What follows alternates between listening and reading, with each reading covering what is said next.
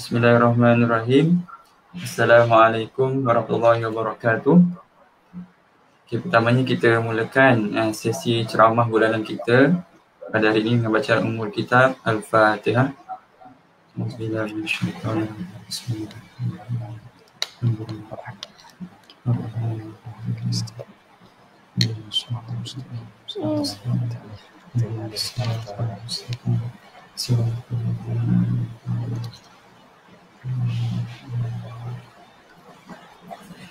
Okay, Alhamdulillah. Syukur kita kepada Allah SWT kerana dengan keizinannya, dengan petunjuknya dapat kita bersama-sama pada hari ini, pada petang ini secara online untuk sama-sama kita ikuti ceramah, ceramah bulanan kita lah insyaAllah, yang akan disampaikan oleh Ustaz Syed Abdul Qadir Al-Jofri. Okay, so ceramah kita pada kali ini kiranya sesi kedua berkenaan dengan ujian COVID ni yang bertajuk terapi pandemik, jangan putus asa, kita ada Allah Subhanahu Wa Taala. Jadi pada bulan yang lepas kita dah bersama Ustaz Zul Ramli, beberapa tips daripada Ustaz Zul Ramli berkenaan dengan cara kita menangani ujian COVID itu sendiri. Jadi insyaAllah pada kali ini kita bersama Ustaz Syed Abdul Qadir juga akan berkongsi, tapi lebih kepada aspek yang lain lah insyaAllah. Okay, jadi Ustaz seringkali kita telah jemput juga ke Fakulti Kesihatan untuk bersama-sama berkongsi ilmu, dan yang kali ini yang saya rasa yang kedua lah secara online Ustaz bersama kita. Okay, jadi Ustaz pun kita sedia maklum seringkali muncul di corong-corong radio dan di kaca televisyen juga. So saya rasa tak perlu perkenalkan Ustaz dengan lebih lanjut lah. Okay, kita dah seringkali jemput sebelum ni. Okay, jadi tanpa melengahkan masa, dengan segala hormatnya saya persilakan Ustaz Syed Abdul Qadir untuk menyampaikan ilmu dan kongsiannya insyaAllah. Silakan Ustaz. Bismillahirrahmanirrahim. Assalamualaikum warahmatullahi ta'ala wabarakatuh.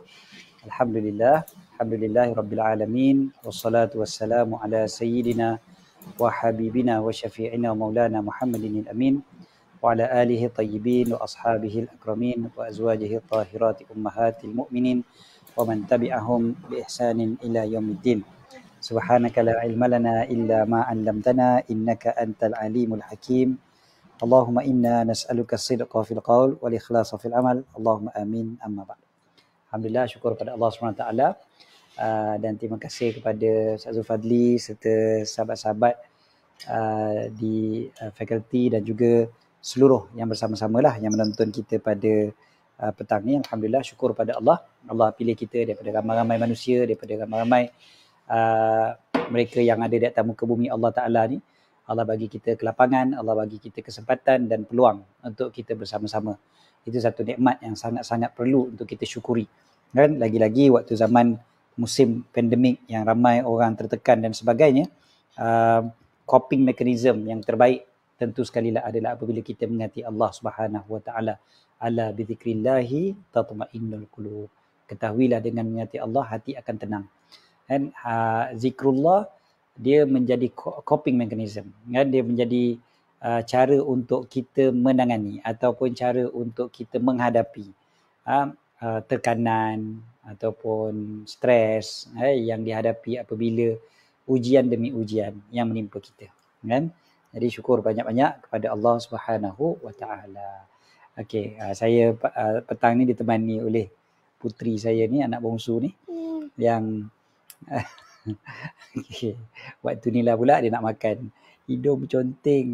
Tak apa kan, yang pentingnya kita syukur pada Allah Subhanahu Wa Taala. Okey. Jadi bila kita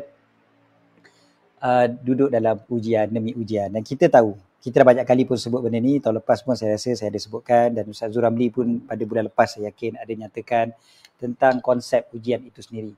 Dan apabila Allah Subhanahu Wa Taala menguji manusia, tak ada satu ujian pun yang sia-sia, tak ada satu pun yang memang secara tak sengaja Itu sebablah bila kita sebut Alhamdulillah, Alhamdulillah, Alhamdulillah, segala puji bagi Allah, segala puji bagi Allah, kita ingatkan balik pada diri kita bahawasanya memang puji-pujian itu milik Allah Subhanahu Wa Taala. Kerana apa?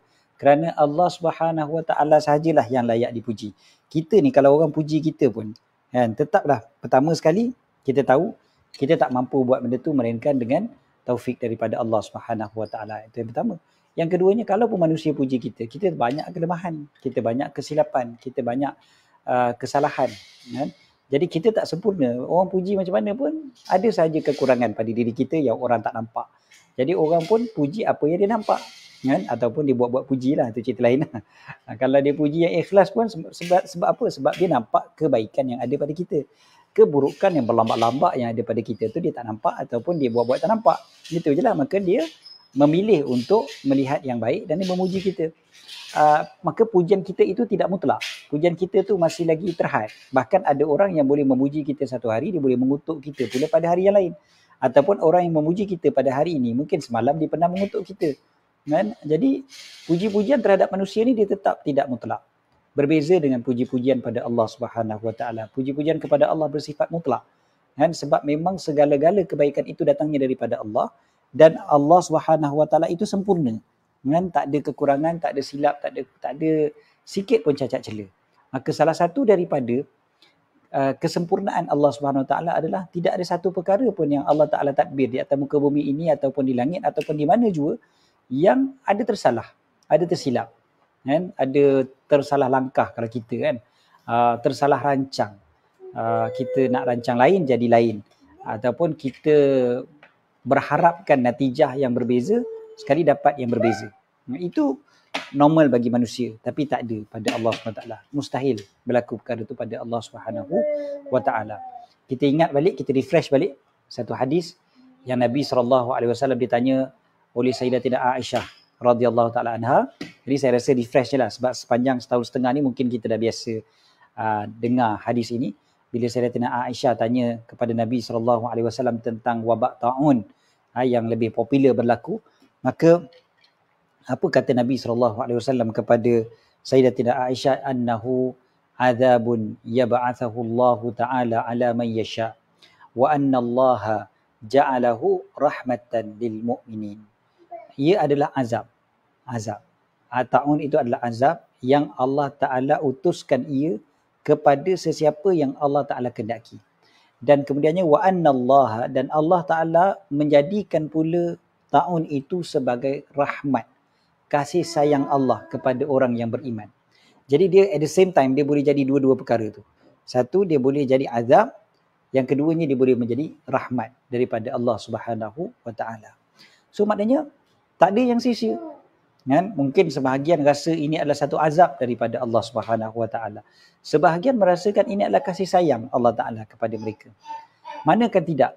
Bila Allah Subhanahu Wa Ta'ala turunkan rahmatnya, kita tahu rahmat Allah Ta'ala yang ada ke atas muka bumi ni, walaupun 1% saja daripada rahmat Allah Ta'ala secara keseluruhannya, tetapi terlalu besar, terlalu luas, kan? Dan wabak itu sendiri pun disebutkan, laisa min ahadin yaqa'ut ta'unu fayamkuthu fi baladih. Tidaklah seseorang yang ditimpa ta'un lalu dia duduk di negerinya, ataupun dalam satu riwayat lagi fi baitih, di rumahnya, stay at home, sabiran, dalam keadaan sabar, muhtasiban, dalam keadaan berharap pahala daripada Allah. Yang seterusnya, ya'lamu annahu la yusibuhu illa ma kataballahu lahu. Tidak kena pada dia melainkan apa yang ditetapkan oleh Allah untuknya. Illa kana lahu mislu ajri syahid. Melainkan bagi orang tu dapat pahala seperti pahala orang yang mati syahid. Jadi hadis ni dah biasa kita dengar sepanjang COVID ni. Mungkin dulu sebelum COVID kita tak dengar sangat hadis ni. Tapi hadis ni sebenarnya hadis popular di kalangan para ulama. Hadis riwayatkan oleh Imam Al-Bukhari, kan? Nak menceritakan tentang syahidnya orang yang ketika mati ketika wabak. Cumanya bila kita perhatikan hadis ni, kita remind balik diri kita, kata, oh, tak ada benda yang Allah Ta'ala letak itu secara sia-sia. Dia boleh jadi saja orang boleh ambil daripada pelbagai sudut. Ada orang ambil daripada sudut yang positif, ada orang ambil daripada sudut yang negatif. So ini salah satu daripada coping mechanism yang sangat penting untuk kita. Bagaimana kita nak cope problem yang kita hadapi adalah tak lain dan tak bukan adalah bila kita bersandar balik kepada Allah. Kita berserah balik kepada Allah, kita ingat Allah Subhanahu Wa Taala. Ini yang dipanggil ala bi dzikrillah tatma'innul qulub. Ketahuilah dengan mengerti Allah, hati akan tenang. So, sahabat-sahabat yang dirahmati dan dikasihi oleh Allah. Saya yakin sahabat-sahabat yang mana bila hadir dalam majlis ilmu, itulah salah satu daripada tujuan kita pun. Kita nak mengingati Allah Subhanahu Wa Taala. Kita nak membina kekuatan semula pada diri kita. Kita nak membina keyakinan ataupun menyegarkan lagi keyakinan, menguatkan lagi keyakinan bahawasanya apa yang berlaku tidak akan berlaku tanpa ketentuan daripada Allah, dan ketentuan Allah Ta'ala itu sangat sempurna. Tak ada kekurangan, tak ada kesilapan pada ketentuan Allah Subhanahu Wa Ta'ala. Ini konsep yang perlu kita selalu ingatkan diri kita. Bila kita selalu ingatkan, mudah-mudahan semua benda yang ujian-ujian yang dapat daripada kita, harta kita sakit kepala, harta kita demam, harta, kan dalam hadis sebut apa? Sampai tercucuk tercucuk duri kan? Sampai tercucuk duri, pening kepala sikit dan sebagainya. Itu semuanya Allah Ta'ala nak menghapuskan dosa-dosa kita. Illa hattallahu lahu sayyiatihi. Melainkan Allah Ta'ala menghapuskan kesalahan-kesalahan dia, keburukan-keburukan dia. Kama tahuttu syajaratu waraqaha. Seperti mana pokok menggugurkan daun-daunnya. Pokok gugurkan daun, habis kan, jatuh satu. Cuba kita bayangkan. Dosa-dosa kita gugur satu daripada diri kita. Apabila kita ditimpa ujian demi ujian. Ujian yang apa saja. Apa saja ujian yang disebutkan dalam hadis tadi. Sakit ke apa pun. Kan? Allah Ta'ala uji tu, Allah tengah hapuskan dosa. Satu.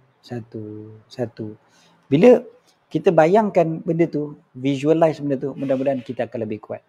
Kan? Kita akan ingat bahawasanya ya, Allah Subhanahu Wa Ta'ala takkan kenakan kita, timpakan kita, melainkan dengan kasih sayangnya juga.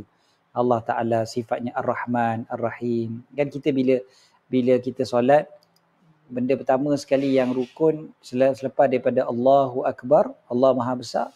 Selepas daripada tu rukun yang perlu kita sebutkan adalah Bismillahirrahmanirrahim. Dengan nama Allah yang Maha Pengasih lagi Maha Penyayang. Itu rukun kan, sebab di ayat pertama daripada surah Fatihah kan. Doa iftitah dia belum rukun lagi. Masuk Bismillah dia jadi rukun. Pertama, besarkan Allah dulu. Allahu Akbar. Allah lebih besar daripada segala yang aku hadap. Kan? Aku hadaplah macam mana sekalipun masalah yang ada, Allah lagi besar. Allah Maha Besar. Allah Maha Besar. So Allahu Akbar. Lepas tu Bismillahirrahmanirrahim. Dengan nama Allah yang Maha Pengasih lagi Maha Penyayang. Cuba kita combinekan antara dua ni. Lah kita sebut Allah Maha Besar. Jadi everything semuanya di bawah kekuasaan Allah Subhanahu Wa Taala. Semuanya Allah Ta'ala jugalah yang menguasainya. Okay. Yang keduanya, terus sambungan dia. Bismillahirrahmanirrahim. Jadi aku mulakan bacaan aku ni, aku mulakan solat aku ni dan sebagainya. Bismillahirrahmanirrahim. Dengan nama Allah. Allah yang macam mana? Kita tak sebut Bismillahil Jabbar Al-Mutakabbir. Dengan nama Allah yang maha perkasa, yang maha besar, mutakabbir, takabbur, yang maha membesarkan dirinya. Tak. Kita sebut Bismillahirrahmanirrahim. Dengan nama Allah yang Maha Pengasih lagi Maha Penyayang. Dia sebenarnya nak remind diri kita. Kita remind diri kita. Allah Maha Pengasih. Allah Maha Penyayang. Ini semua kasih sayang Allah. Kasih sayang Allah. Kasih sayang Allah. So bila kita ingat benda tu, insya-Allah kan, kita akan jadi orang yang lebih tenang. Kan? Lebih tenang. Waktu tu kita akan ingat apa yang dalam ceramah kita punya tajuk yang diberikan oleh pihak fakulti. Kan? Apa dia? Allah akan ada. Allah ada. Allah ada. Allah ada. Saya ambil contoh. Bila saya ke Syria, saya tak ingat sama ada saya pernah cerita ke tidak kan, kisah ni. Waktu saya ke Syria dengan sahabat-sahabat yang lain, bila kita tengok dalam keadaan yang begitu dahsyat, siapa yang ada beli buku Ayat Cinta dari Tuhan, saya rasa ke Kun Anta Ayat Cinta dari Tuhan, saya rasa dalam buku tu saya ada kisahkan macam mana bila kami ke Turki asalnya kan. Bila pergi ke Turki ni negara yang moden, negara yang ada segala-galanya lah, hebat. Kemudiannya kami pergi ke sempadan Syria. Daripada Turki dekat Turki yang sempadan Syria tu adalah tempat yang mana bandar yang kita memang boleh nampak Syria daripada situ. Cuma kita nampaklah gunung ganang dia, nampak oh tu Syria lah tu. Oh situ semua Syria. Okey.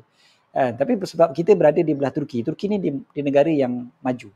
Negara yang adalah segala-galanya. Maknanya kalau kita berada dekat situ, penginapan kita elok lah. Tak adalah kita ambil penginapan hotel yang berbintang ke apa, tak. Tapi kita ada pejabat kat sana kan, pejabat Muslim Care kat sana. Jadi kita pun tidurlah kat pejabat tu. Yalah, pejabat ada bilik sikit, ada katil-katil sikit, kita tidurlah situ. Tapi selesa.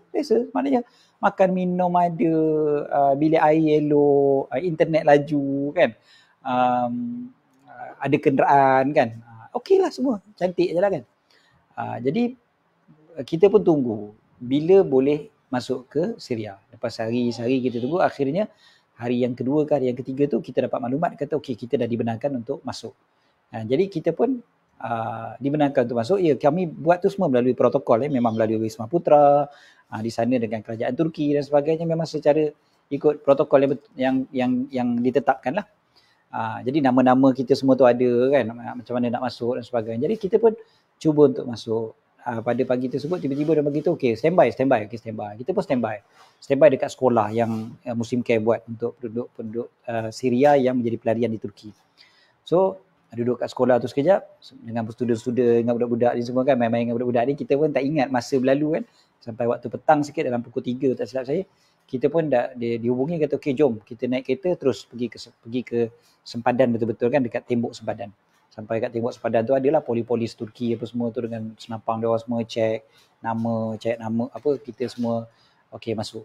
Tu kita bila masuk tu mula-mula tunggu dekat luar, lama juga tunggu bila nak dibuka pintu tu kecil je, tembok besar, tembok banyak, lepas tu dia ada pintu kecil, pintu yang rendah je, maknanya tinggi saya dalam 1.77 1.78 gitu. Saya kena tunduk kan. Bayangkan orang Turki yang lagi tinggi-tinggi daripada saya, orang Syria yang sebahagiannya lagi tinggi daripada saya, jadi memang lagi tunduk lah kan? Kena tunduk. Pintu tu kecil je macam tu. Tunggulah pintu tu terbuka. Tunggu lah kali pintu tu buka. Bila pintu tu buka, kita pun dapat masuk. Bila masuk ke pintu tu, dia macam ada satu kawasan yang gelap. Waktu tu dah dekat maghrib. Dekat maghrib, dia macam dah gelap-gelap sikit kan. Masuk ke satu kawasan, rupanya kawasan tu dipanggil macam no man's land. Macam kawasan antara sempadan. Ya, maknanya ini negara Turki, ini negara Syria. Tengah-tengah tu dia tak ada kekuasaan sesiapa. Kira macam tu lah lebih kurang. Masuk situ, dah mula gelap. Pergi ke pintu yang satu lagi, rupanya masuk ke sempadan Syria. Dia tak ada cop-cop apa-apa masuk macam tu je. Bila masuk macam tu, benda pertama sekali yang kita nampak adalah ramainya orang yang pegang senapang kan, yang memang sedang kawal. Tapi tak adalah pakai pakaian baju immigration ke kan, custom ke, tak ada. Memang dalam keadaan yang begitu kita tengok orang awam macam ni pegang senapang macam tu semua, kan dia cek, Allah, dia suruh cepat masuk, jalan. Bila kita jalan tu kita jadi macam kelang kabut, ramai orang yang tak tentu arah, kita nampak ke depan kita kan, dalam keadaan yang rembang-rembang macam tu, dah gelap-gelap sikit tu kan. Kita nampak apa benda ni berlaku, kenapa ni bising, dengan ada yang menangis, ada yang sakit, kita nampak dekat atas stretcher tu, dengan ada yang kita nampak orang sakit yang tak ada stretcher pun duduk macam tu dengan tempangnya, dengan apa semua, dengan macam lain macam. Bila kita masuk ke kawasan tu, dia macam berubah terus daripada yang dekat Turki tu. Turki tu dalam keadaan yang begitu tenang, begitu cantik kan. Masuk ke itu jadi tak tentu arah. Orang yang sakit, orang yang menangis, orang apa semua penuh. Jadi lepas tu orang yang kelang kabut dengan senapang dengan apa semua. Lepas tu ada 2 orang yang pegang senapang tu ajak kita orang, pegang kita orang, jom kita pergi. Pergi masuk van dia orang, ada 2 van. Kami ada dalam berapa orang waktu tu ingatlah dalam 10 orang macam tu kan. So naik 2 van. Naik van, kita pun kelang kabut tu, bagi-bagi van, masuk van masing-masing, jalan. Okey, jalan. So kita pun jalan dengan van tu kan.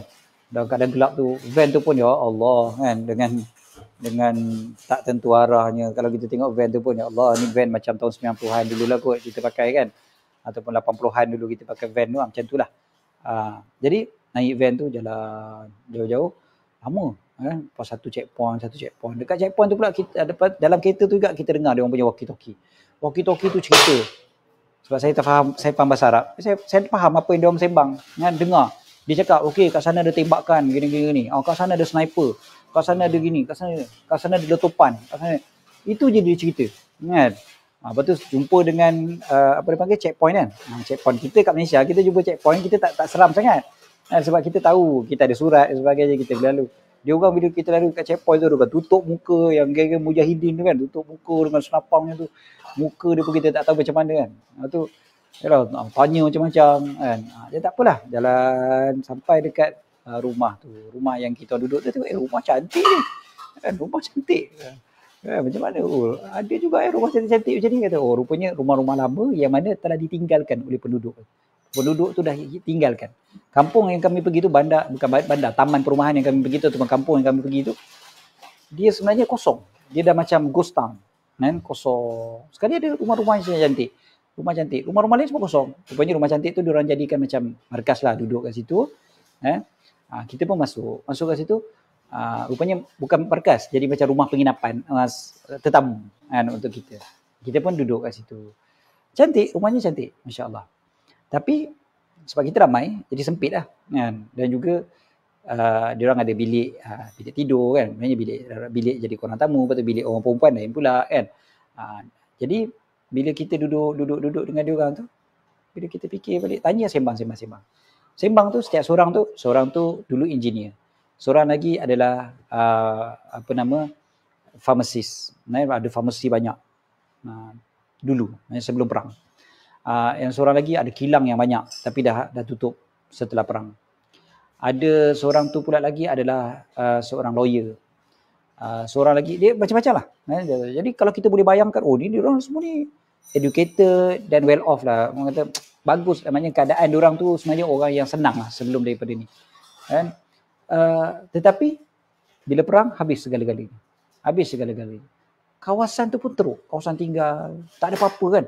Masjid dah kena bom, sekolah dah kena bom dan sebagainya. Apa yang saya nak cerita kat sini apa dia? Bila kami duduk-duduk dengan dia orang tu, tiba-tiba bom meletup. Kan? Bom meletup. Ada bom meletup.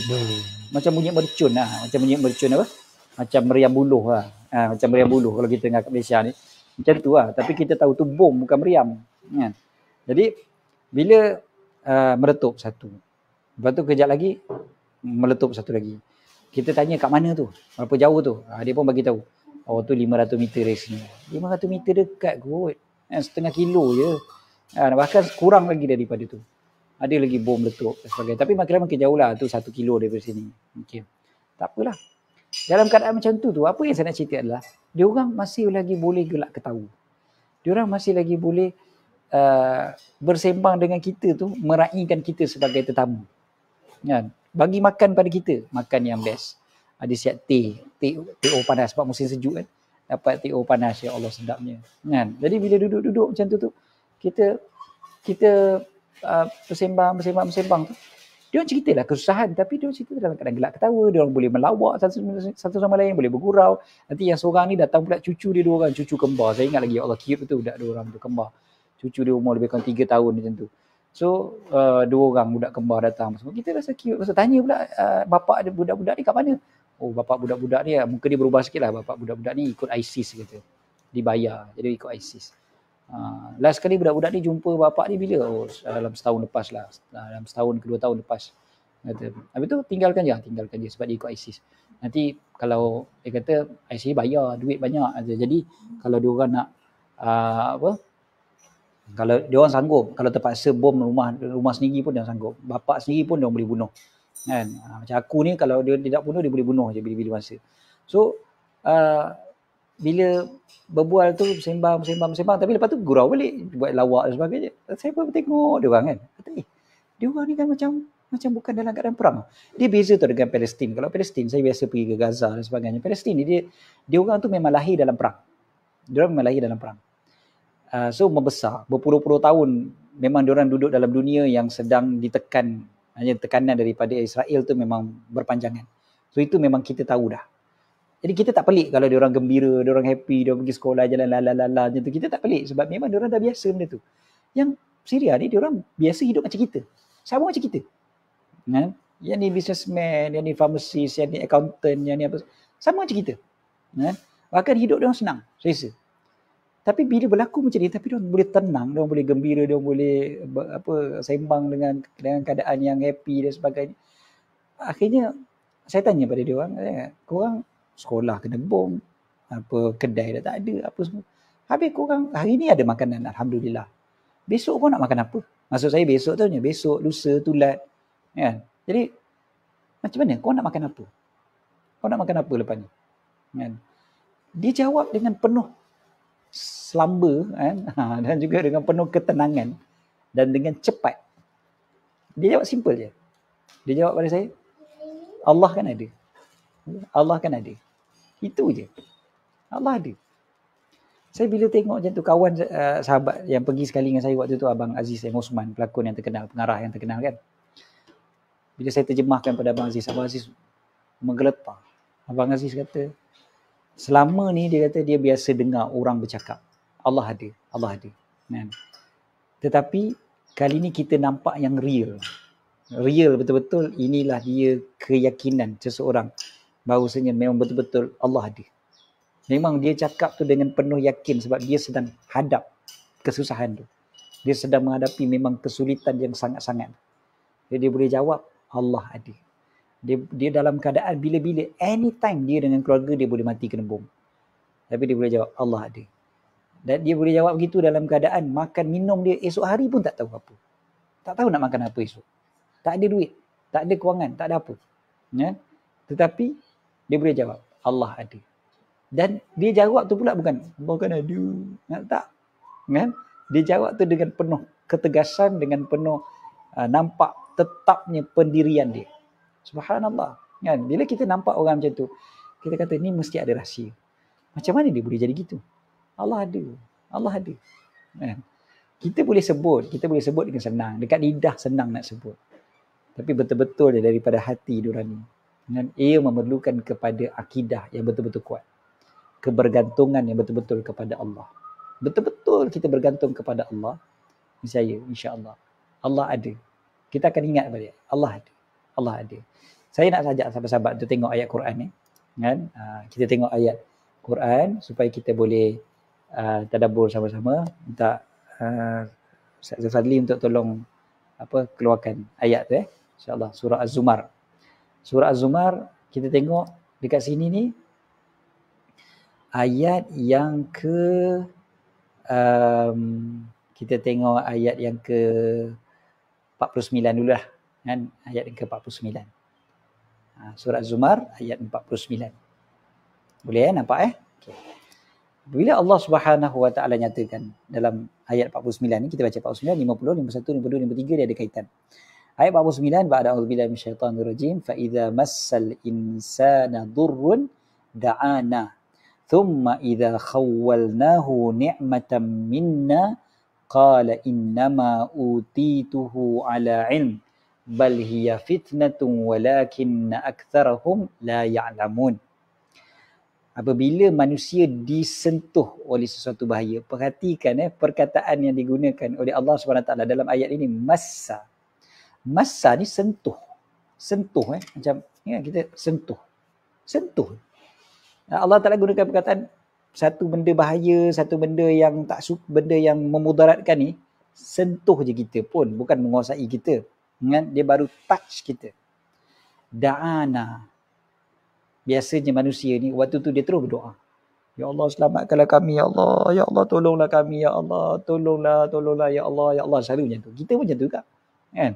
Bila ditimpa kesusahan, bila ditimpa ujian, waktu tu lah kita punya sujud lebih khusyuk. Waktu tu lah kita minta sangat pada Allah Subhanahu Wa Taala. Tapi thumma idza khawwalnahu ni'matan. Kemudian apabila kami memberikan, kami turunkan kepada dia satu nikmat, nikmatan minna, nikmat daripada kami. Allah nak ingatkan kita, nikmat tu daripada Allah. Apa dia? Qala innama utituhu ala ilm. Waktu tu si manusia tadi ni dia akan kata apa? Hanya senya aku dapat nikmat ini kerana ilmu aku. Kan? Sebab aku ni pandai. Dengan kepandaian akulah aku dapat nikmat ni. Ingat bila kita ditimpa ujian, ditimpa kesusahan, COVID dan sebagainya, sama ada sakit ke, kemiskinan ke apa kan. Banyak orang waktu tu dia minta pada Allah SWT. Waktu tu dia kata, Ya Allah, Ya Allah, Ya Allah. Tapi bila kita berjaya keluar daripada penyakit ke, daripada kemiskinan ke, terus kita rasa sebab kita yang pandai. Banyak kan orang sebut begitu.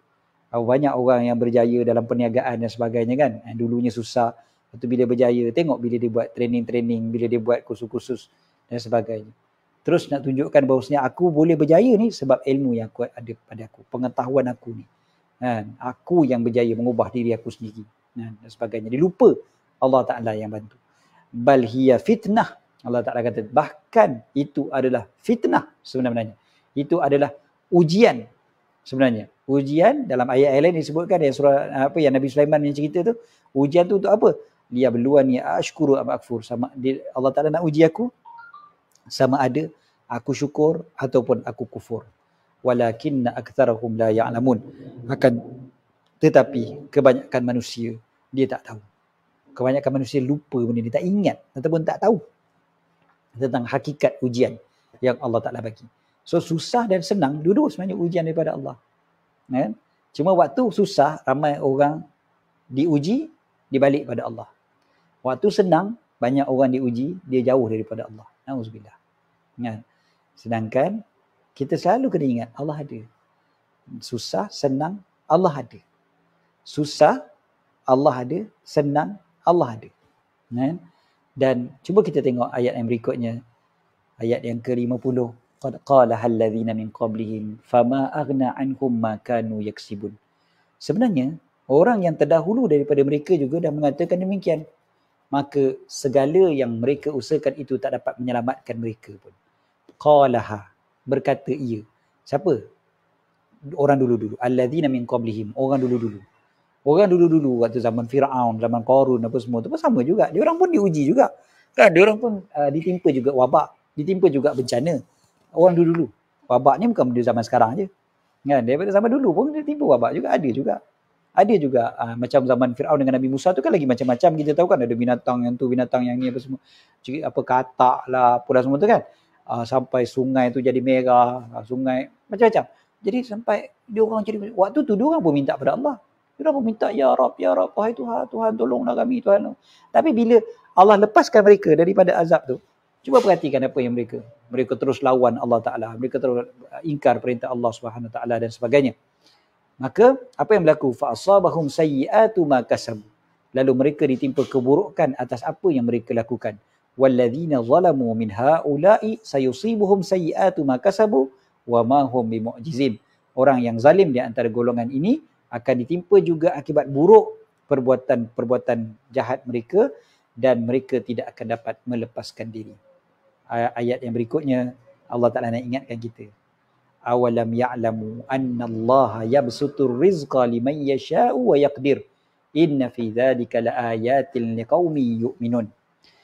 Adakah mereka tidak tahu bahawasanya Allah Subhanahu Wa Ta'ala yang melapangkan, yabsutu ni Allah yang memanjangkan, meluaskan apa? Ar-rizq. Rezeki datang daripada Allah. Allah yang melapangkan rezeki. Kemudiannya kepada siapa? Liman yasha, kepada siapa yang dia kehendaki. Wa yaqdir. Okey, wa yaqdir ni kalau kita perhatikan dalam bahasa Melayu terjemahnya yang menyempitkannya. Kan? Dalam bahasa Inggeris terjemahan dia kat sini restrict, menyekatkan dia. Kan? Tapi kalau kita perhatikan perkataan wa yaqdir adalah dengan perkataan takdir Allah SWT, dengan kekuasaan Allah SWT, Allah yang menentukan. Maknanya bukan melapangkan rezeki dan menghilangkan rezeki, tak. Melapangkan rezeki ataupun memberikan rezeki mengikut kadarnya yang tertentu. Beza. Rezeki tu akan ada, rezeki memang ada. Cuma rezeki tu sama ada lapang ataupun rezeki tu Allah Ta'ala letakkan pada kadarnya. Inna fi dzalika laayatin liqaumin yu'minun. Itu adalah tanda kekuasaan Allah bagi mereka yang beriman. Ini perlu kita selalu ingat. Kata Allah Ta'ala yang bagi rezeki. Rezeki datang daripada Allah. Biarlah katalah contoh sebagian kita kerja kena berhenti.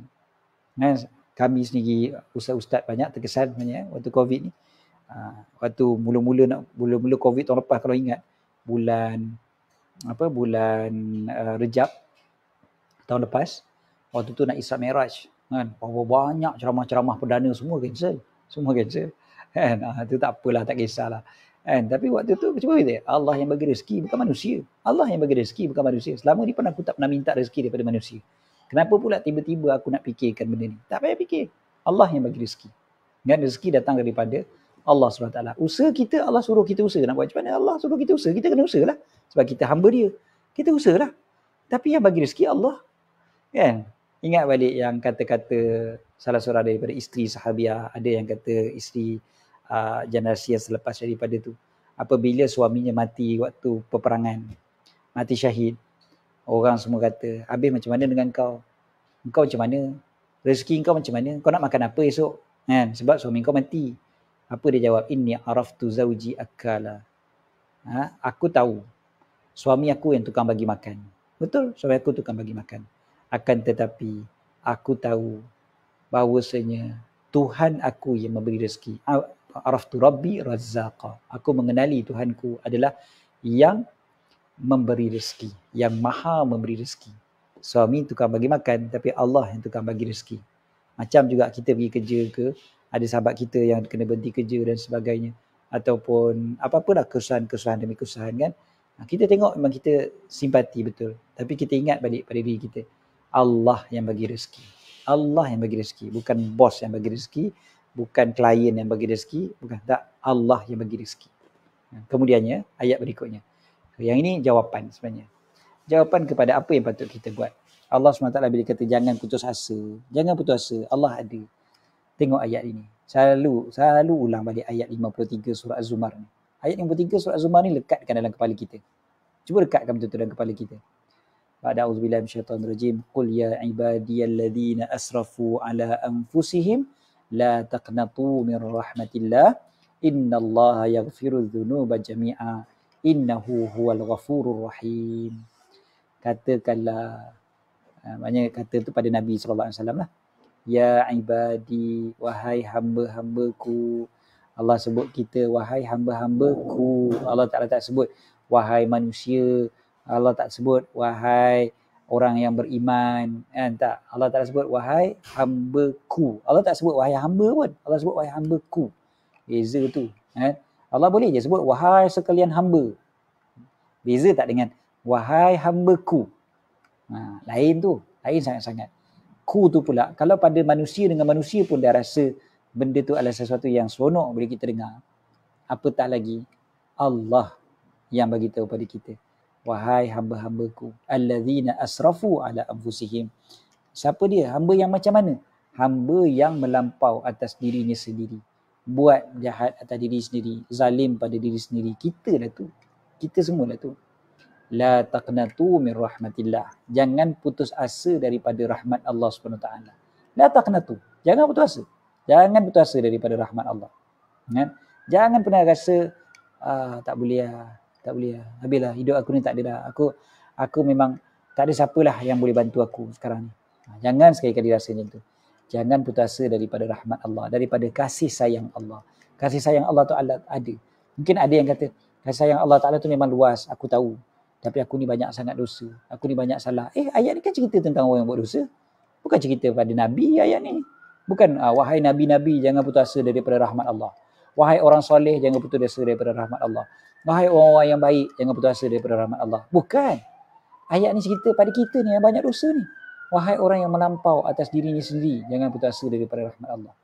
So, kita sebenarnya ingatkan diri kita. Ayat ni ingatkan diri. Maknanya aku dah tu, ya. Yelah betul lah, aku kan banyak dosa. Allah saja nak bagi siksaan dia kepada aku. Sebab aku banyak sangat dosa. Memang aku ni jahat. Macam mana? Jangan daripada kasih sayang Allah. Kasih sayang Allah, rahmat daripada Allah luas. Apa yang berdosa ni? Yelah, tapi memang banyak sangat dosa aku. Innallaha yaghfirudz dzunuba jami'a. Allah ampunkan dosa semuanya sekali. Allah ampun dosa sekali. Ingat. Lagi, innahu huwal ghafurur rahim. Sesungguhnya dia maha pengampun, lagi maha mengasihani. Ayat ni pun antara ayat yang kita akan Allah. Kalau kita rasa macam, dosa banyak. Ya, Allah ampunkan. Allah ampun dosa tu. Allah ampunkan semua dosa. Lepas tu, betul lah. Tapi kan aku banyak sangat dosa. Aku banyak sangat salah. Kalau manusia lah, salah macam ni memang takkan dimaafkannya. Dah lah buat salah, salah lagi. Buat salah, salah lagi. Minta maaf, besok buat lagi. Minta maaf, besok buat lagi. Minta maaf, besok buat lagi. Minta maaf, besok buat lagi. Banyak kali bukan kata minta maaf besok buat lagi. Minta maaf kejap lagi buat lagi. Kadang kan. Jadi buat dosa lagi. Buat salah lagi, buat salah lagi, buat salah lagi. Kalau pada manusia, memang Tak ada dah, tiada maaf bagimu lagi. Tetapi innahu huwal ghafurur rahim. Itu beza. Allah Ta'ala lain, bukan sama macam kita. Manusia, yes. Manusia memang dia bukan sifatnya pemaaf. Walaupun dia memaafkan macam mana pun, tak seperti Allah Subhanahu Wa Ta'ala. Innahu huwal ghafurur rahim. Allah Maha Pengampun, Maha Pengasihani. Diletakkan dua nama Allah Ta'ala ni sekali. Al-Ghafur dan Ar-Rahim. Maha Pengampun, Maha Pengasih. Dengan kasih sayang Allah, Allah ampunkan kita. Allah ampunkan kita, kita dapat kasih sayang Allah Ta'ala. Dua nama ni diletakkan sekali. Allah ada. Allah ada dengan kita. Allah Ta'ala melihat kita. Allah tahu. Dan Allah tolong kita. Sebenarnya sekarang ni pun Allah tengah tolong kita sebenarnya. Hakikat dia bahawasanya dalam keadaan susah, Allah izinkan kita untuk dengar ayat Quran. Allah izinkan kita untuk duduk dalam majlis zikir. Allah izinkan kita untuk mengingati dia. Itu sebenarnya pertolongan Allah yang sangat-sangat besar. Betapa ramai manusia di luar sana, ada segala macam kekayaan, tapi Allah tak izinkan dia untuk ingat Allah. Itu satu nikmat besar yang ditarik daripada mereka. Nikmat yang sangat besar tu ditarik daripada mereka. Bila mereka tidak diizinkan pun untuk ingat Allah. Mereka hidup dalam keadaan keluh kesah, memikirkan tentang kewangan, memikirkan tentang itu, tentang ini, tapi mereka tak berfikir, tak mengingati Allah Subhanahu Wa Ta'ala. Itu kan teruk sebenarnya. Itu sebenarnya azab yang lagi dahsyat sebenarnya. So sekarang ni sebenarnya Allah tengah tolong kita. Ayat ni bila dibacakan kepada kita tu maknanya Allah memang nak tolong kita dah. Ayat ni sama ada ustaz yang bacakan ke, kita terdengar dekat TV, radio ke, kita terbaca ke, kita terbuka buku, ternampak ke, apa pun ayat tu datang daripada Allah untuk kita. Allah nak bagi tahu kita sesuatu. Jangan putus asa daripada rahmat Allah. Kemudiannya tengok ayat berikutnya. So macam mana cara dia? Wa anibu ila rabbikum wa aslimu lah. Kembalilah. Anibu, kalian kembalilah. Kembalilah kalian. Ila rabbikum, kepada Tuhan kalian. Wa aslimu lah. Berserahlah kepada dia. Ini penting. Kembali kepada Allah, kena berserah kepada Allah. Sebab qabli an ya'tiyakumul adzabu thumma la tunsarun. Okey, sebelum datang kepada kalian azab dan kalian tidak diberikan pertolongan. Sengaja saya tinggalkan kesa dekat perkataan tunsarun ni. You will be helped. Engkau akan dibantu. Kalian akan dibantu. Sebab maknanya kalau kita tak berserah kepada Allah, kita tidak akan ditolong. Kalau kita berserah kepada Allah, kita akan ditolong. Itu je. Konsep dia macam tu. Simple kan? Simple. Kembali kepada Allah, berserah kepada Allah. Ini yang kita kata, Allah kan ada. Maksudnya kita kena berserah betul-betul kepada Allah. Selagi mana kita tak berserah kepada Allah, kita tak dapat pertolongan. Nak dapat pertolongan daripada Allah, kena berserah kepada Allah. Allah Ta'ala ada. Allah yang akan bantu aku. Sebab kita diajarkan untuk baca hasbi Allah wa ni'mal wakil, ni'mal maula wa ni'mal nasir. Cukuplah Allah bagiku, cukuplah Allah bagiku. Sebenarnya nak ingatkan diri kita. Bagusnya sebenarnya kita baca hasbunallah wa ni'mal wakil 7 kali paling kurang setiap pagi dan petang. Hasbunallah wa ni'mal wakil, hasbunallah wa ni'mal wakil, hasbunallah wa ni'mal wakil. Ingatkan pada diri kita. Hasbunallah wa ni'mal wakil. Cukup Allah bagi aku. Dialah sebaik-baik tempat berserah. Sebaik-baik tempat berserah adalah Allah. Allah sebaik-baik tempat berserah. Hari ni ramai orang berserah kat mana? Dekat Facebook. Berserah dekat mana? Dekat Instagram, dekat Twitter, dekat TikTok, WhatsApp dan sebagainya. Berserah pada Allah. Berserah pada Allah. Allah ada. Allah ada. Kan? Hasbi Allah wa ni'mal wakil. Hasbunallah wa ni'mal wakil. Ulanglah. Kan? Ulanglah benda tu. Waktu tu kita akan dapat pertolongan daripada Allah SWT. Itu yang kita nak pun. Kita nak pertolongan Allah kan. Sekarang ni kan kalau kita dengar, ya Allah. Tadi kan berita keluar pula cerita pasal COVID-22 pula kan. COVID-19 satu. Ni COVID-22 pula. Belum 2022 dah cerita pasal COVID dulu. Ya Allah. Kan? Takkan pening kita. Baca pula dia kata COVID-22 lebih berbahaya. Allah. Kan? Kita nak minta tolong siapa sebenarnya? Kita usaha betul. Kita ucap terima kasih kepada sahabat-sahabat kita. Kan? Pakar-pakar kesihatan yang bertungkus lumus siang malam fikirkan macam mana cara nak rawat COVID ni. Kan? Macam mana cara? Siang malam fikir. Para saintis-saintis yang ada seluruh dunia semua fikir benda tu. Macam mana cara nak settlekan masalah COVID ni? Betul. Kan? Tapi dalam masa yang sama, takkan ada pertolongan melainkan daripada Allah. Allah jualah yang akan bantu. Betul, Allah bantu dengan macam-macam cara. Allah bantu dengan salah satu mungkin memberi ilham kepada saintis-saintis tu, jumpa penawarnya. Kan? Jumpa antidotnya, jumpalah apa-apalah kan untuk virus ni. Saya pun tak tahu apa nak sebut. Tapi maknanya macam itulah. Kan? Maknanya saintis-saintis ni Allah Taala kurniakan ilham. Itu salah satu bantuan daripada Allah. Macam-macam cara Allah boleh tolong. Dengan disebutkan bijunudin lam tarauha. Kan, dengan tentera-tentera yang kalian tak dapat tengok. Tak nampak. Tentera-tentera yang kalian tak nampak. Allah Ta'ala boleh kurniakan pertolongan dengan macam-macam cara. So pertolongan daripada Allah Ta'ala ni kita harapkan. Cuba kita tengok macam mana para sahabat bila berhijrah. Pertolongan daripada Allah. Para Nabi dah confirm dah. Kita tahu dia orang dapat mukjizat kan. Macam-macam lah cerita macam Nabi Ibrahim masuk dalam api pun api jadi sejuk. Pertolongan daripada Allah. Semua dah Nabi-Nabi kan. Nabi Musa belah laut ke apa. Itu semua memang mungkin kita kata lah tu Nabi-Nabi boleh lah. Dia ada mukjizat. Itu para sahabat tak ada mukjizat. Tapi banyak semua jadi bantu oleh Allah Subhanahu wa Ta'ala. Macam tu jugalah dengan para solehin. Kalau kita perhatikan orang-orang soleh. Bukan zaman dulu je, sampai zaman sekarang. Berapa banyak yang dapat pertolongan daripada Allah. Pertolongan daripada Allah. Pertolongan daripada Allah Subhanahu wa Ta'ala.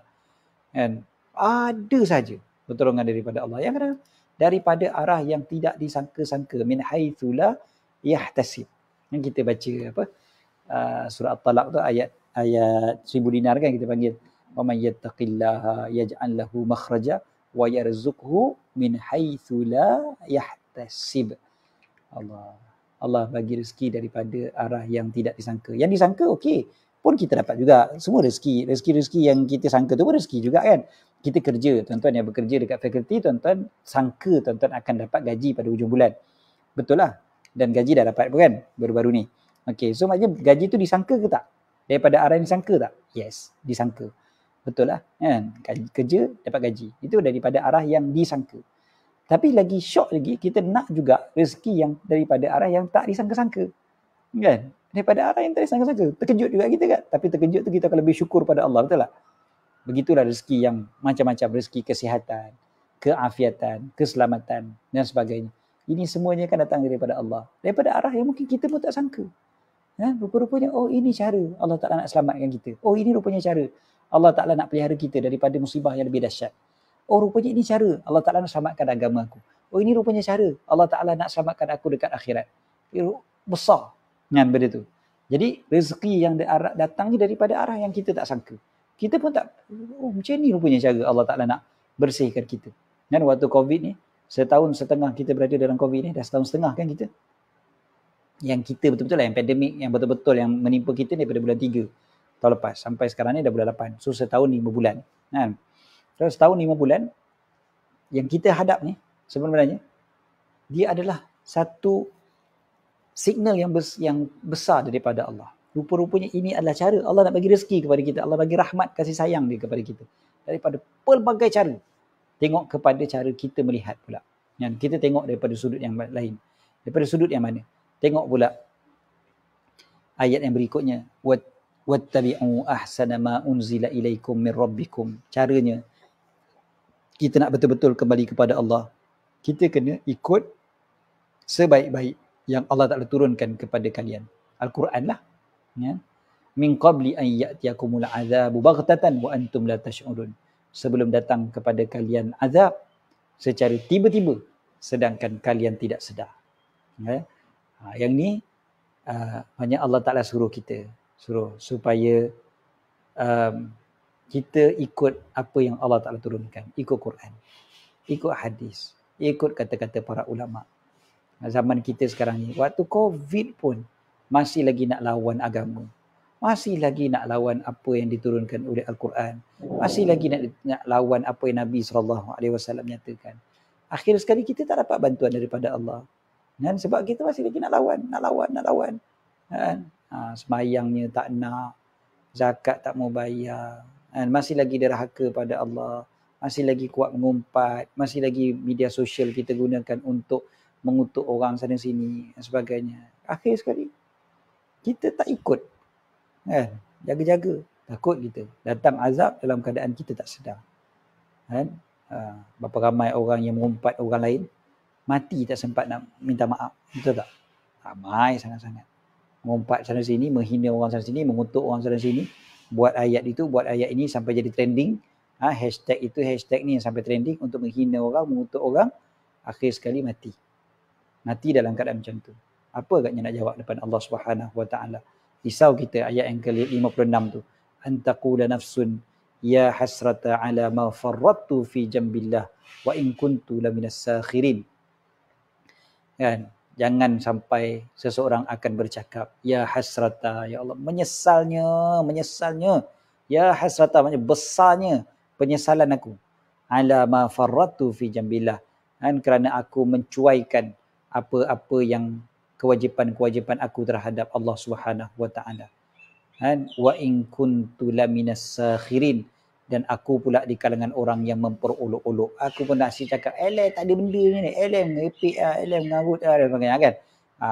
Ayat Quran, hadis Nabi SAW kita boleh kata mengarut dan sebagainya. Waktu tu kita pun akan kata, au taqula law anna Allah hadani lakuntu minal muttaqin. Kalau Allah bagi hidayah kepada aku, nescaya tentulah aku menjadi orang yang bertakwa. Nauzubillah, mudah-mudahan kita tak termasuk dalam golongan macam ni. Golongan yang ini golongan orang-orang yang memang dah menyesal orang kata menyesal tak sudah, ataupun dah terlambat, dah tergantuk, baru dah tengah dah orang kata. Nauzubillah. Kan? Inilah dia surah Az-Zumar ayat yang keberapa kita mula baca tadi? 48 ke 49? Kita mula baca tadi 49. Daripada 49 sampailah 53, 54, semua ada kaitan sebenarnya. Mudah-mudahan kita jadi orang yang betul-betul jadi orang yang ingat bahawasanya kita ni kalau nak putus asa dengan rahmat Allah, ya Allah, rugi sangat-sangat kita nak putus asa daripada rahmat Allah. Buat apa kita putus asa daripada rahmat Allah SWT?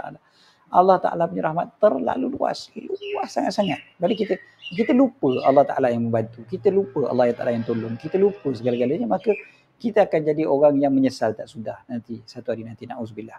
Jadi cukup setakat tu insyaAllah untuk petang ni. Saya cuba jawab dulu apa soalan yang ada. Ustaz boleh tolong highlightkan soalan. Ridwan Jaafar, Masya Allah, Ridwan Jaafar ada juga kat sini. Okay. Setiap apa yang terjadi kepada makhluk ini, sama ada taatnya manusia ataupun maksiatnya manusia, tidak akan sekali-kali merubah kepada sifat kesempurnaan Allah. Betul? Soalan saya, bagaimana kita hendak menjalani setiap qadar Allah ini dalam keadaan mengharapkan rahmat daripada Allah tanpa buruk sangka pada Allah, dan juga tidak merasa perbuatan baik kita ini juga datang daripada kita. Semuanya milik Allah. Apakah perlu kepada ilmu sifat 20 dan tasawuf fardu ain untuk memahami yang panjang soalan ni sampai tak habis. Tapi faham insya-Allah soalan dia macam ni. Kita tahu semuanya adalah milik Allah Subhanahu Wa Taala. Orang yang buat baik, orang yang buat maksiat, semuanya adalah atas ketentuan daripada Allah, dan memang sempurna sangat-sangat takdir Allah Subhanahu Wa Taala. Jadi macam mana bila kita menjalani takdir yang rasa susah, rasa berat dan sebagainya, kita tetap nak bersangka baik dengan Allah. Jangan sampai berburuk sangka pada Allah SWT. Kemudiannya bila buat baik, tak adalah rasa rasa syok sendiri, rasa ujub dan sebagainya. Kebetulan malam tadi saya dalam satu program, tajuk yang kita bincangkan memang berkaitan dengan ujub dan juga ghurur, terpedaya, tertipu daya. Ini semua dalam ilmu tasawuf dipanggil. Jadi kalau tanya soalan ni, adakah kita perlu kepada ilmu sifat 20 dan tasawuf? Yes. Memang itu adalah ilmu fardu ain. Tasawuf juga adalah fardu ain. Ilmu sifat 20 juga adalah ilmu fardu ain. Kan? Maknanya ilmu yang mesti kita belajar, mesti kita tahu. Jadi bila kita ingat bahawasanya tak ada benda yang Allah Ta'ala buat ni tanpa pengetahuan Allah. Kan ada dalam sifat 20. Sifat 20 Allah Ta'ala itu salah satu daripada sifat Allah. Alim, kan? Allah Ta'ala maha mengetahui, contohnya. Ataupun bila kita belajar tasawuf, kita akan sedar yang diri kita ni lemah, yang hati kita ni, kita akan ingatkan pada diri kita macam mana nak membersihkan diri daripada sifat-sifat yang dipanggil sebagai ujub, kan? Kagum pada diri sendiri, syok sendiri orang panggil, kan? Rasa hebat betul aku, kan? Semayang khusyuk betul tadi, contoh. Jadi rasa macam tu kan dah dipanggil sebagai sebagai syok sendiri, ujub, i'jabul mar'i binafsih. Salah satu daripada 3 perkara yang membinasakan, kata Nabi SAW. Salasum muhlikat, 3 perkara yang membinasakan. So kalau kita belajar ilmu-ilmu ni, salah satu tujuan dia adalah untuk diri kita. Itu pasal untung orang belajar tasawuf ni, dia bukan untuk menghukum orang. Bukan untuk kata orang tu salah, orang ni salah, orang tu jahat, orang ni ujub, orang ni riak, orang ni takabur. Tak, aku macam mana? Aku ni ujub, aku ni ada takabur, aku ni ada riak. Macam mana nak bersihkan adik? Aku belajar. Oh, macam ni cara nak bersihkan rupanya. Cara nak bersihkan ujub, kena begini-begini. Kalau cara nak bersihkan riak, kena macam ni. Kan salah satu daripadanya adalah selalu melihat kelemahan diri kita. Dan perkataan la haula wala quwwata illa billah, tiada daya dan tiada kekuatan melainkan dengan Allah tu, memang betul-betul kita sebut biar dengan kita memaknakannya, bukan semata-mata kita sebut dekat lidah je. La haula wala quwwata illa billah, ulama bahas kepanjang. Salah satu daripada makna dia adalah tiada daya melakukan ketaatan dan tiada kekuatan meninggalkan maksiat melainkan dengan Allah Subhanahu Wa Taala. Jadi Allah jualah yang bantu kita. Dan kita tak berdaya pun sebenarnya nak buat baik. Yang sekarang ni kita dapat bersama-sama dalam majlis ilmu ni pun tak ada daya kita kecuali dengan Allah. La haula wala quwwata illa billah. Tiada daya, tiada. Waktu tu hilanglah rasa ujub kita, hilanglah rasa besar diri kita, hilanglah kita rasa kita ni hebat sangat, hilanglah kita rasa sebab kita yang banyak ilmu. Jadi kita boleh buat macam ni, boleh buat macam tu. Hilang semua tu. Waktu tu hanya ada Allah. Hasbi Allah wa ni'mal wakil. Wallahu a'lam. Apa pendapat Ustaz tentang sedekah pembuka rezeki dan orang menganggap kalau nak rezeki murah kena sedekah? Adakah ia sudah menyalahi konsep sedekah dan ibadat? Dia tidak menyalahi sebab itu memang salah satu daripada kelebihan bersedekah. Kelebihan bersedekah banyak. Kelebihan bersedekah banyak. Bahkan memang salah satunya dalam Al-Quran. Allah Ta'ala sendiri yang suruh kita bersedekah, berinfak untuk dilapangkan rezeki. So maknanya adakah kita salah bila bersedekah dengan menganggap bahawa rezeki itu akan terbuka bila bersedekah? Tak salah. Tak salah lah sebab Quran sebut. Takkan berani kita nak kata Quran salah. Ini konsep ni salah ni. Berani kita nak cakap macam tu. Tak. Sebab memang Quran sendiri suruh kita bersedekah dan salah satu daripadanya adalah peluang untuk kita dapat rezeki. Dalam Quran, bila Allah SWT sebut, liyunfiq dzu sa'atin min sa'ati, berinfaklah orang yang mampu tu berdasarkan kepada kemampuan dia.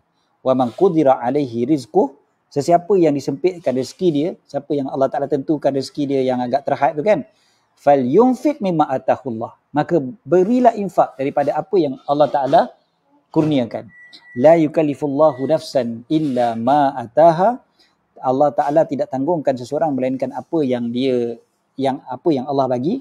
Saya ja'alullahu ba'da usri yusra. Allah Ta'ala akan jadikan selepas daripada kesusahan ada kesenangan. Okay?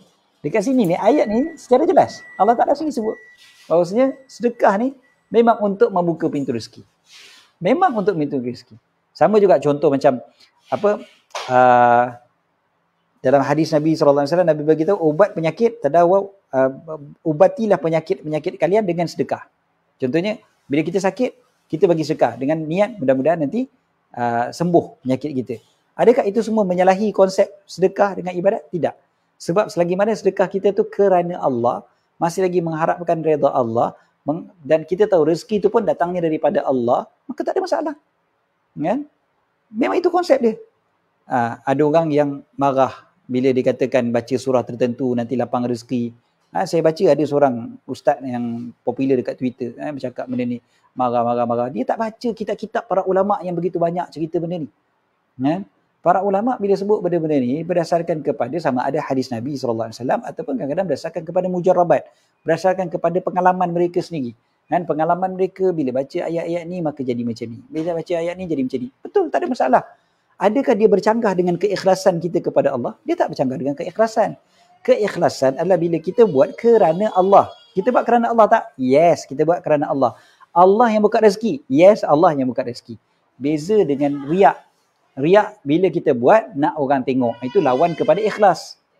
Sum'ah bila kita buat supaya orang sebut-sebut. Kita sedekah letak dekat Facebook, ada videographer ambil, apa cameraman semua ambil, kita letak supaya orang kagum pada kita, orang sanggup apa sanjung kita. Orang kata kita ni pemurah, orang kata kita ni orang yang hebat. Lepas tu dalam hati kita, mudah-mudahan nanti rezeki aku pun lapang. Itu salah. Sebab dia dah tak ikhlas. Dia buat kerana nak mengharapkan manusia puji. Kita masih lagi mengharapkan Allah yang punya pemberian. Masih lagi dalam kategori ikhlas. Orang solat masih lagi mengharap syurga Allah Ta'ala. Adakah dia kira tak ikhlas? Dia masih lagi dikira ikhlas. Okay? Dia masih lagi ikhlas. Sebab dia berharap syurga tu datang daripada siapa? Daripada Allah. Kalau dia solat dengan berharap manusia bagi dia syurga, itu masalah lah. Kan? Ataupun maknanya syurga dunia lah kan, juga akhirat memang tak mungkin lah. Dia solat supaya nanti manusia akan bagi dia sesuatu, akan kayakan dia dan sebagainya. Itu dia tak ikhlas. Kan? Sama lah kita dalam konsep sedekah, dalam konsep apa-apa pun ibadat yang kita buat. Kan? Itu maksud ikhlas kita kepada Allah Subhanahu wa Ta'ala. Ada satu komen dekat bawah sekali tu, Melati Desa. Termasuklah bersedekah bagi makan kepada haiwan liar, kucing contohnya, minta-minta, moga murah rezeki. Betul? Tak ada masalah. Dan itu pun termasuk dalam sedekah. Kita pun tak harapkan orang bagi tahu, orang sebut-sebut kata kita, dia ni baik dengan binatang kan, hebat dia ni, Masya Allah kan. Dengan binatang, memang dia ni baik. Contohnya, kita tak harapkan benda tu kan. Kita harapkan macam tu kan. Kita harapkan daripada Allah. Kita pun takkan harapkan kucing tu balas daripada kita. Kan? Orang puji pun tak ada. Kita tak harapkan manusia puji pun. Orang pun tak tahu pun kadang kita bagi makan pada kucing tu. Kan? Jadi kita boleh tak mengharapkan rezeki daripada Allah? Boleh. Ini dipanggil sebagai tawassul juga. Tawassul dengan ibadat kita. Ibadat sedekah tu kan ibadat. Kita bertawassul mengharapkan mudah-mudahan dengan berkat aku sedekah, aku dapat pertolongan daripada Allah, rezeki daripada Allah. Kita setiap hari buat benda ni sebenarnya. Iyyaka na'budu wa iyyaka nasta'in. Hanya pada Engkau lah kami beribadat, hanya pada Engkau lah kami minta tolong. Dua-dua kan? Ada? Dia bukan satu aja. So tak ada masalah untuk buat begitu. Wallahu a'lam. Ustaz, ada satu soalan lagi. Ada Ustaz satu lagi Last. InsyaAllah. Last insyaAllah. Okay. Soalannya ni, macam mana nak berhadapan dengan orang yang amat mempercayai kuasa-kuasa mistik, Ustaz? Ini kita hantar pergi Palestin je. Cakap dia. Okey. Macam ni, kita tak nafikan bahawasanya di sana ada je kuasa-kuasa yang kita tak nampak. Apa yang dipanggil sebagai perkara-perkara yang gaib daripada mata kita, ataupun perkara yang memang tak nampak secara zahir. Kan? Mata kasar kita tak nampak.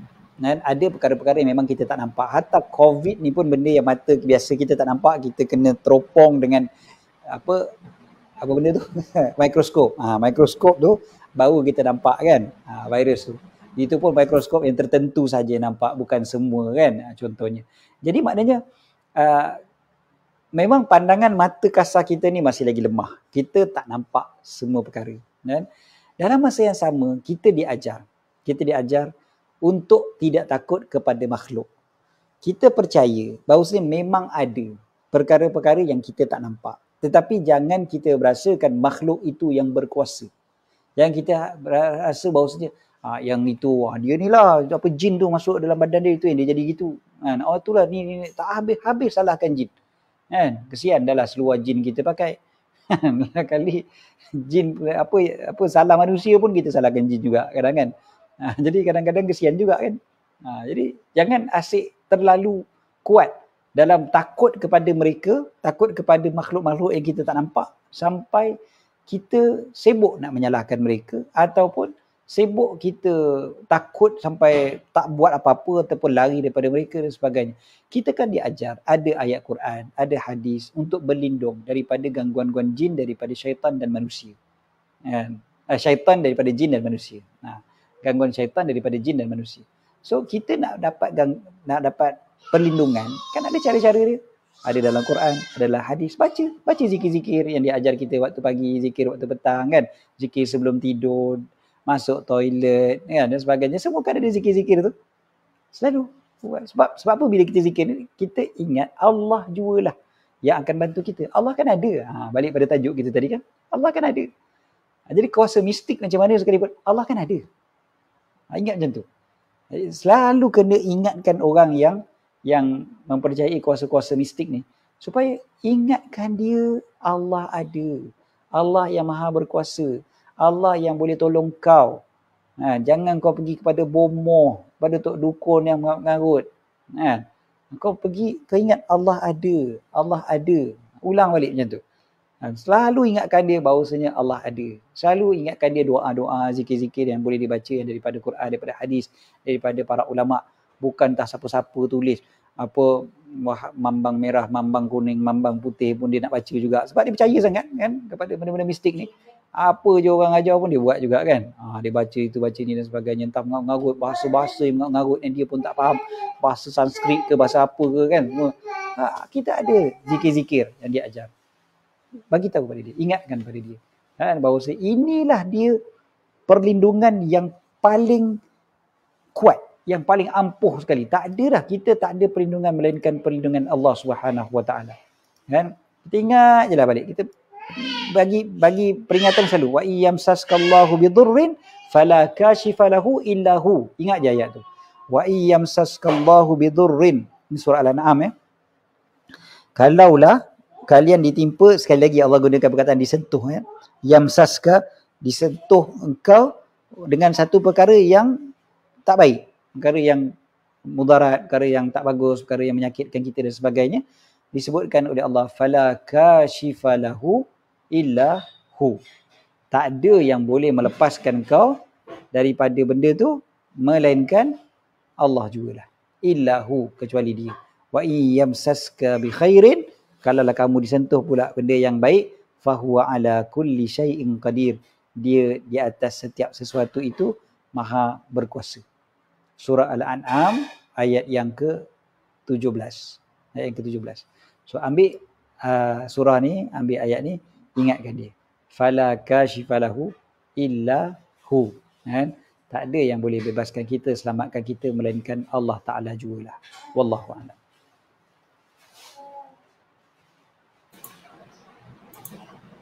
Okay, so Alhamdulillah rasanya kita dah sampai ke minit-minit akhir Ustaz. InsyaAllah terima kasih banyak kepada perkongsian ilmu daripada Ustaz dan juga daripada soalan-soalan yang Ustaz telah respon sebentar tadi. So insyaAllah kita sama-sama doakan sahabat-sahabat kita di luar sana terus cekal untuk menghadapi ujian COVID-19 ni. Tadi pun dah dikabarkan ada COVID-22 pula. Ingatkan jumlah kes semalam 19,000. Hari ni 22,000. Rupa-rupanya COVID tahun 2022 pula Ustaz. Itu di luar kita punya lah kawan semua.